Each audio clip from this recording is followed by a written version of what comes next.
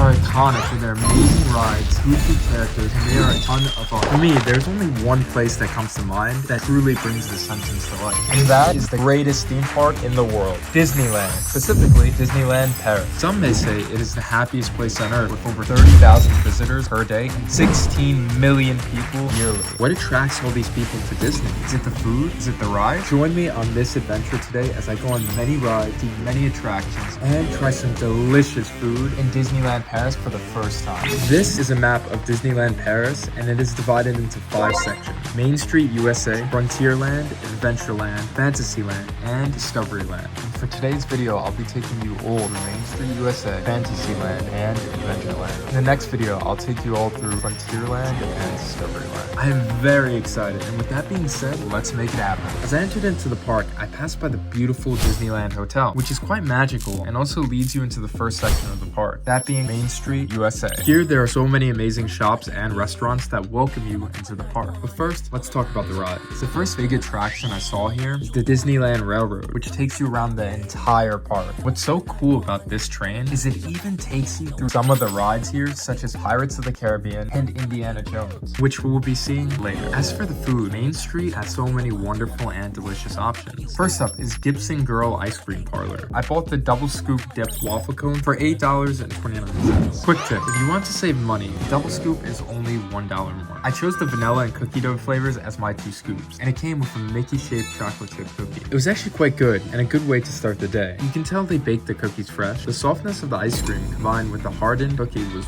wonderful. Nearby, you can walk into another location called Candy Palace, which is actually one of 2 confectionaries in Disneyland where you can buy Rice Krispie treats, cake pops, cookies, marshmallows on cupcakes, and a lot more. These items are often seasonal in decoration, but they typically are the same dessert throughout the year. I got to try another pastry shop here as well. Talk about sugar. I ate a cable car bake shop. Now this is one of my favorites by far. I ordered their special eclair, Lombard Street cupcake, cable car carrot cake, and the tartelette. Each of these items were incredible and were made with a lot of care. The prices vary, typically range between 4.3 and 5 euros. One thing I noticed is that each item was not too sweet, and the eclair's cream was light, airy, and delicious. I love carrot cake, and cable cars was deliciously fragrant, with its balance of sweetness and spices of nutmeg and cinnamon. The Lombard Street cupcake was quite good also, with its cream cheese mousse. After that, I made my way into Town Square and Central Plaza, which looked absolutely incredible and really set the tone for this park. The most notable and famous attraction of Disneyland Paris is Sleeping Beauty's castle. I actually really liked how it's designed. It's very pretty and vibrant. Each Disney castle is uniquely and differently themed. As mentioned, this is Sleeping Beauty themed, which means there are so many cool Easter eggs within the castle itself. Inside the castle, there's a special walkthrough attraction called the Sleeping Beauty Gallery. Through the use of illustrated books, stained glass windows,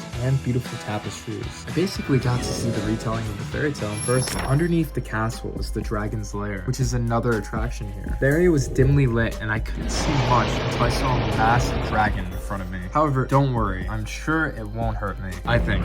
This is actually one of the largest audio animatronics that Disney Imagineers has ever created. They did a great job. This now brings me to Fantasyland, the second area of this park and the one with the most attractions. There are so many classic rides here that you can find at other Disney parks, such as Peter Pan's Flight. I got to board the flying pirate ship as I traveled through scenes in London and Neverland throughout the day. Quick tip too, like most Disney parks, these rides can be very busy, so be prepared or come early. As I continued, I saw and was greeted by so many cool rides, such as Lancelot's Carousel, which is actually lit up at night and looks beautiful. I also passed by Dumbo, the flying elephant attraction, which involves a lot of spinning. Usually, those are not my favorites. Without a doubt, you'll be dizzy. Also, Mad Hatter's teacups will make you dizzy as well, which I passed too. Another Disney princess represented here is Snow White, specifically Snow White and the 7 Dwarfs. On this ride, I had quite a lot of fun. I saw various popular scenes from the movie, which included Snow White meeting the dwarves, the evil queen fabricating her master plan, and the prince saving the day and rescuing Snow White. It was a pretty unique story, accompanied by a thrilling adventure. The ride is also in the dark at times, which I found to be quite immersive. I continued my journey to the next attraction, which was Alice's Curious Labyrinth. This attraction was quite vibrant with its bright colors, and it was placed outdoors. However, this one was different because it was a maze which allowed you to see various stories from the animated version of the film. I went through Tolji Woods and made my way to Wonderland. I then found myself in the Queen of Hearts maze and eventually at the Queen's Castle. Here, you were able to see stunning views of Fantasyland and the other 4 areas of Disneyland Paris. Quick tip, Fantasyland is where you can see a variety of Disney characters princes and princesses walking around, specifically at the Princess Pavilion. You can also go and visit Mickey Mouse in his VIP dressing room, which I never did before, so make sure to take lots of photos and keep your eyes open. As for food, I saw various quick service stations here with a lot of great food. They serve various soups, salads, sandwiches, and a ton of seasonal sweet treats as well. I did not get to buy any because I was still somewhat full from my last meal. Also, during Christmas, they sell special Mickey gingerbreads, and during Halloween, they sell the Mickey back cookie, as well as a variety of seasonal macarons and cheesecakes. Notice how most of my options that I've tried so far are sweets. Then again, it is Disney, so desserts are to be expected. This brings me now to both a sweet and savory restaurant here. It is a Beauty and the Beast themed restaurant, which actually serves standard theme park food. Nothing too crazy, but if you like burgers, chicken tenders, then this place might be for you. For me, I had the pepperoni flatbread pizza. It was actually a pretty decent pizza. The pizza was hot, fresh, and decently sized. The pepperoni was large and accompanied by nicely melted cheese. Now back to the rides. The final attraction, Fantasyland, is one of my all-time favorites. I made my way to one of the most popular Disney rides ever, that being It's a Small World. I was pleasantly surprised to see they had this ride here. It's a Small World features over 300 different audio animatronic dolls in traditional costumes from cultures across the world. These animatronics, as you may or may not know, repeatedly play their iconic It's a Small World song. This ride had a gentle pace. It also had a cheerful, colorful atmosphere and whimsical style. I found that the slowed pace of this ride and its air-conditioned boats act as a relaxing and cooling barrier from the crowds and heat here. I love this ride. It is one of my favorites. I had so much fun. I then moved into the next section of the park, Adventureland. Adventureland is actually broken up into 4 different sections. First is Adventureland Bazaar, which has various Middle Eastern influences scattered around, providing a cool aesthetic.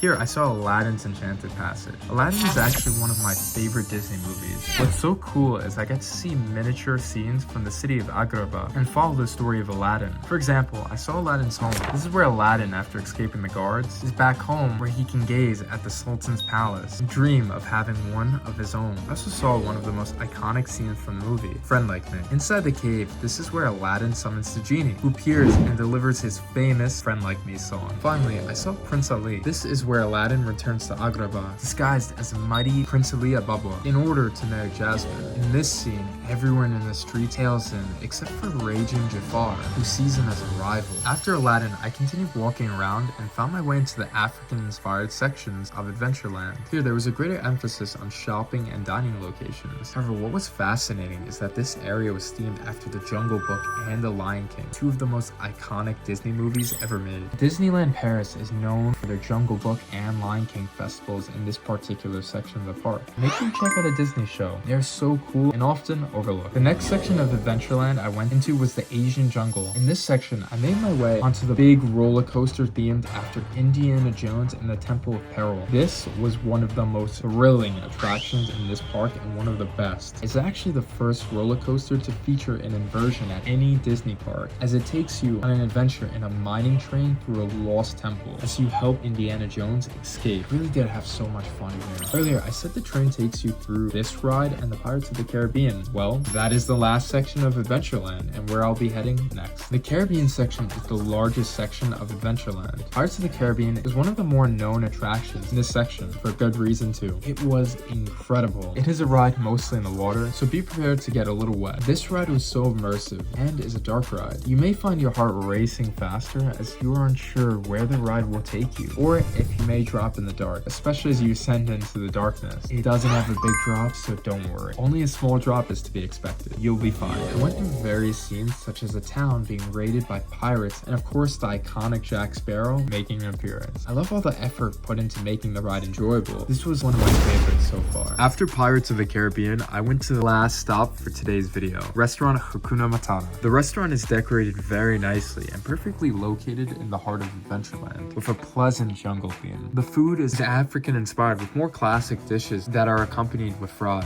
This restaurant is based on the Lion King, as you can probably tell. I ordered the chakalaka, which comes with tomatoes, sweet peppers, white beans, and chickpeas, along with rice and a drink. I found the portions to be a bit modest and the food to be decent. The chakalaka is a warm and flavorful vegan option. It has an emphasis on its rich tomato flavor and fragrant African flavors. And I actually liked it. It wasn't that bad. And with that comes the conclusion to today's video. I hope you all enjoyed, and make sure to comment, like, and subscribe. Don't forget to check out part 2 right here of Disneyland Paris to see Frontierland and Discoveryland, along with a bunch of fun surprises. See you all soon. Take care.